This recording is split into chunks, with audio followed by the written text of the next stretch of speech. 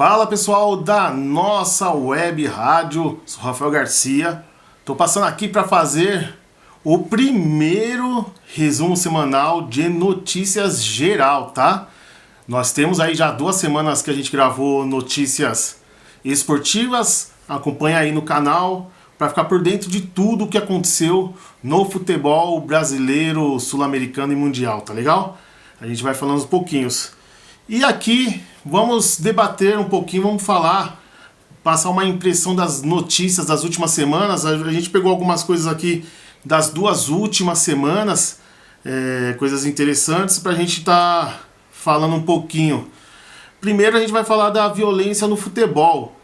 Eu separei um pouquinho isso porque eu acredito que isso não tem muito a ver com futebol, então lá no resumo semanal esportivo nós vamos falar só de quem fez gol, quem ganhou, quem perdeu, quem vai jogar. Não vamos misturar essas notícias chatas que acontecem no futebol.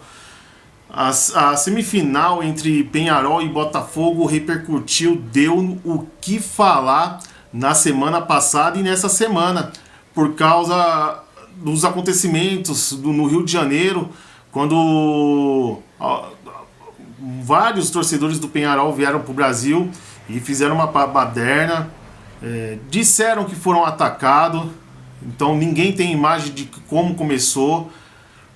Tem algumas imagens de torcedores cariocas, não dá para falar que é botafoguense, atacando o ônibus do Peñarol. Então é uma situação bem complexa, bem complicada. O clima ficou ruim para o jogo de volta lá no Uruguai. Então é uma situação muito chata, né? Que não cabe mais no futebol essas situações de violência, de briga. Isso ajuda a acabar com o futebol.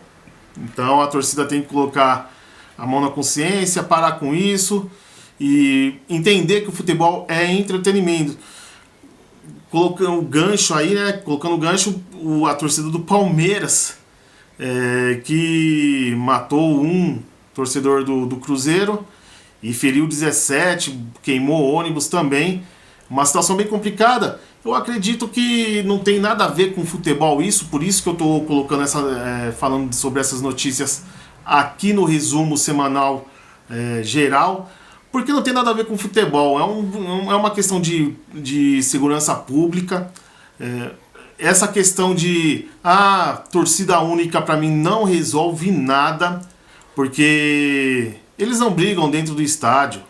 Se tem um jogo aqui em Itaquera, Corinthians e São Paulo, se a torcida do São Paulo é escotada, entra pelo outro lado do estádio, depois quando sai é escotada até um certo lugar mais longe do estádio, não tem como eles brigarem, não tem como ter briga.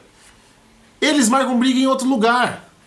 Às vezes, em clássicos, eles marcam de brigar em outro lugar, mesmo que o meu time é visitante, eu não vou no jogo, eu não vou no estádio, mas eu vou em algum lugar para brigar.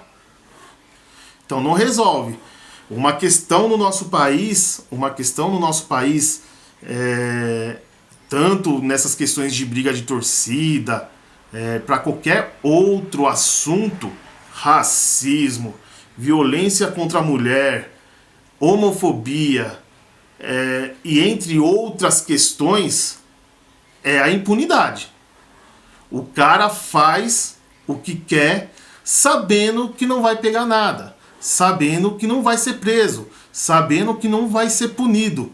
Então é uma situação muito complicada, muito difícil é um problema aí de segurança pública mesmo, tá legal? Então a gente espera que, a gente que gosta de futebol, que a gente sempre fica esperando que não se repita situações assim, porque hoje foi de uma torcida, amanhã é de outra, e a família que acaba sofrendo, né, a perda de um parente por coisa banal, tá legal?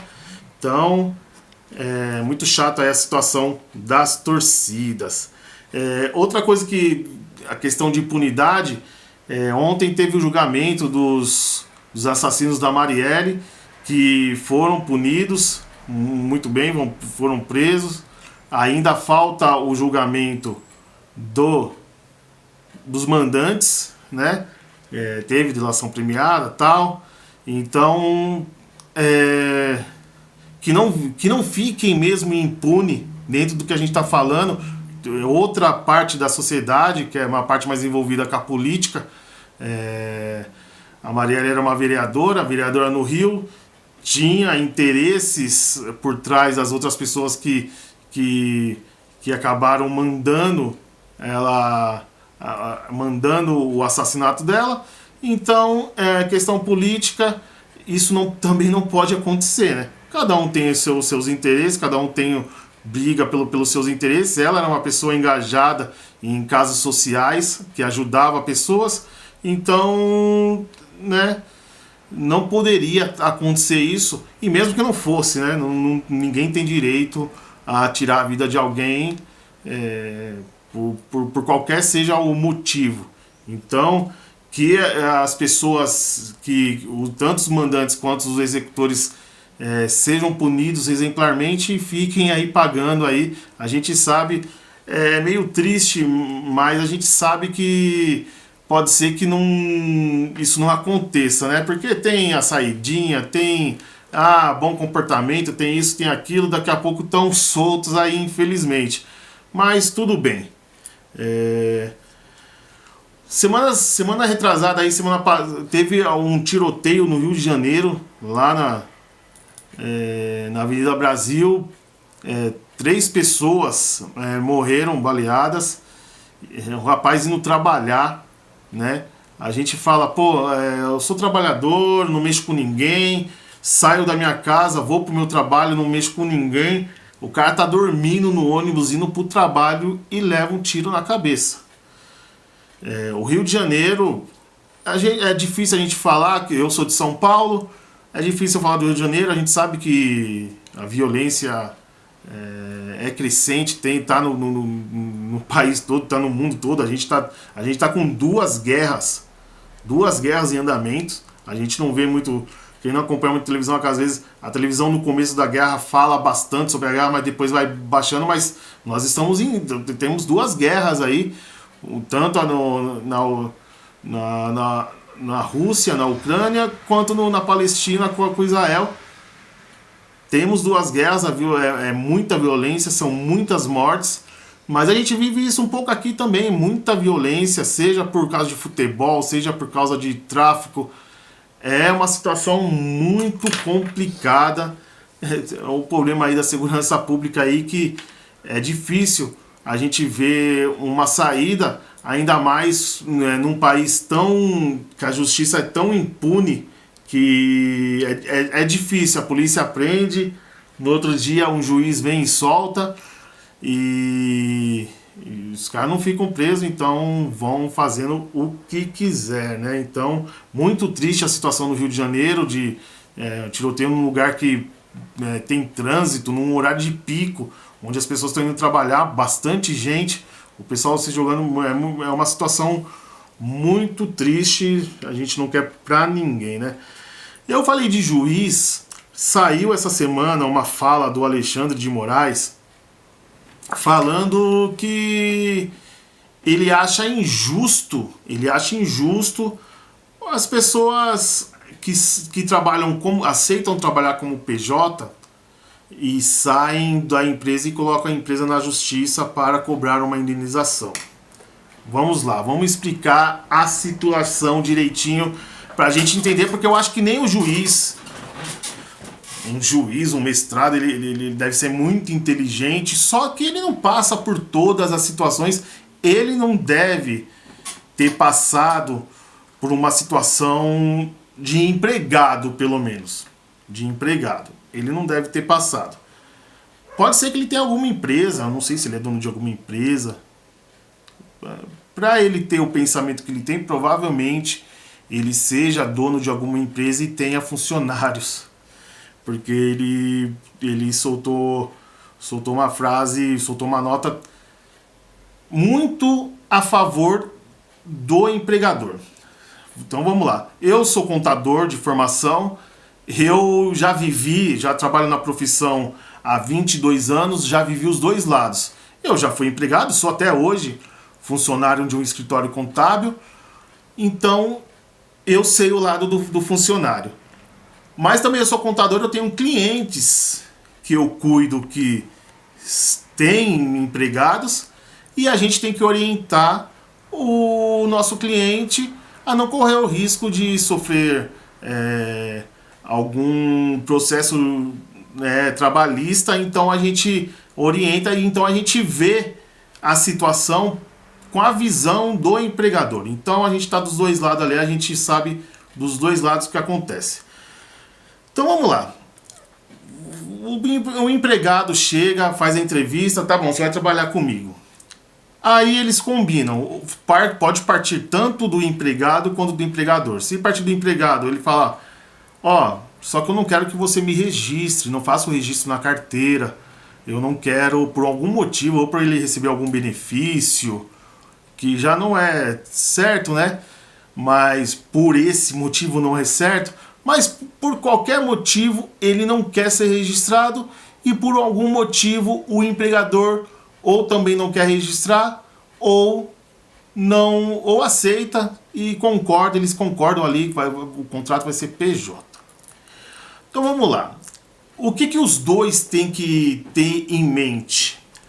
O empregado, ele tem que ter em mente que ele não vai ter férias, não vai ter fundo de garantia e não vai ter o recolhimento do INSS, a contribuição à Previdência Social.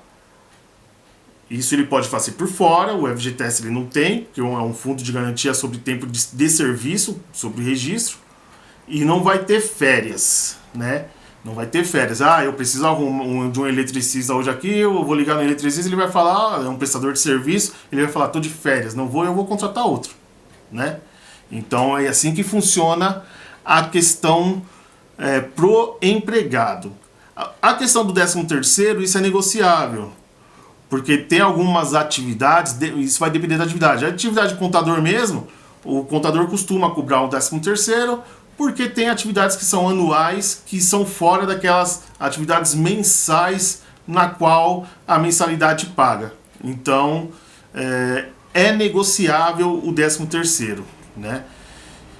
E no caso do empregador, o empregador não vai recolher o fundo de garantia, vai economizar no fundo de garantia. Dependendo da tributação da empresa, vai economizar no INSS. Claro que se a empresa for do Simples Nacional, ela não paga INSS.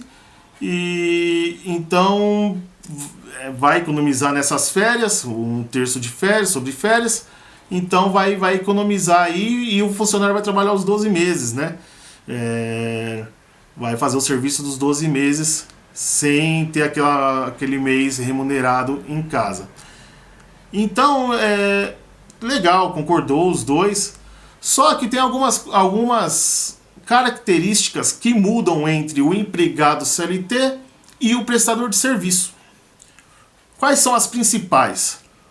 Subordinação. Você não é meu chefe se eu estou como PJ. Você é meu cliente. Eu sou seu prestador de serviço. Eu tenho que te entregar o serviço. Nós vamos listar lá tudo, as minhas obrigações, o que eu tenho que fazer. Né? Você não vai me dar bronca, você não vai me mandar, você não vai falar para eu parar meu serviço e fazer outro. Não, eu tenho que entregar o serviço para você que foi acordado em contrato. Segundo, não tem horário de serviço. Não tem horário de entrada, saída. Se eu estiver fazendo o meu serviço em ordem, eu posso chegar na empresa meio-dia. Terminei o serviço, eu posso ir embora. Que nem se você contratou um eletricista, um pintor aqui para casa, um pedreiro, prestador de serviço.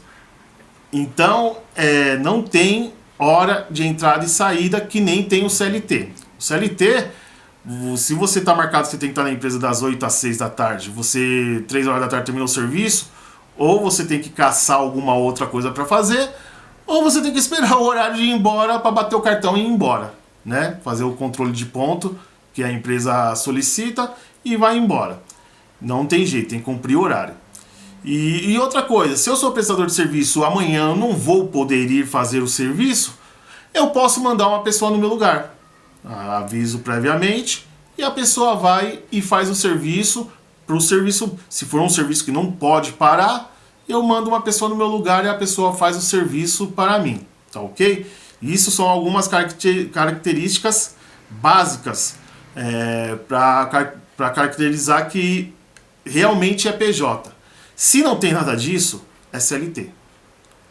E se não tem nada aí disso, se tem subordinação, se você tem hora para entrar e se você não pode mandar uma pessoa no seu lugar, você está sendo um CLT disfarçado de PJ. A empresa simplesmente está deixando de pagar os seus direitos, férias, FGTS, você cumprindo horário, você sendo CLT. Então a pessoa tem direito sim de ir à justiça, por isso que a justiça sempre acata o lado porque o prejuízo está com o empregado. Então, eu como contador, uma coisa que o nosso ministro não sabe, eu oriento sempre aos meus clientes da contabilidade. Se você vai contratar a pessoa como PJ, deixe bem claro que ela é PJ, deixe bem claro o que você vai pagar, o que você não vai pagar, e deixe a atividade dela ficar bem claro que ela é PJ. Não ponha horário, solicite o serviço feito, porque às vezes se você solicitar, se a pessoa é PJ e ela tiver que trabalhar mais do que 8 horas no dia para terminar o serviço e você combinar, o combinado não sai caro e combinar, ó, preciso de prazos, preciso do serviço feito, a pessoa vai ter que trabalhar até mais do que 8 horas. PJ é PJ. Se eu sou CLT, deu 6 horas, não terminei meu serviço, a caneta tá caindo no chão, eu deixo cair, vou embora, amanhã eu pego a caneta e continuo a trabalhar 8 horas da manhã no dia seguinte. Vou cumprir o horário. Mas PJ é PJ. PJ você tem a responsabilidade de manter o contrato. Podendo sofrer sanções também de quebra de contrato por você não estar cumprindo o contrato, a sua parte de estar fazendo o serviço que tem que ser feito. Tá legal? Então, eu achei uma besteira o que o ministro falou, deu bastante parecer que ele não entender direito sobre a matéria e quis falar por alguma outra situação que aconteceu. Tá legal? Então é isso aí. Essas foram alguns acontecimentos nas 2 últimas semanas aí. A maioria dos acontecimentos chatos. O da Marielle legal, que os caras foram presos, foram punidos. Tem que ser punidos. Falta muita punição no país, mas quem sabe um dia a gente tem um país mais justo e mais correto, tá legal? Então eu peço para você seguir aí, se inscreva na nossa página aí, que toda semana vai ter o resuminho aí da semana com as principais notícias no Brasil e no mundo, tá legal? Então valeu e até a próxima!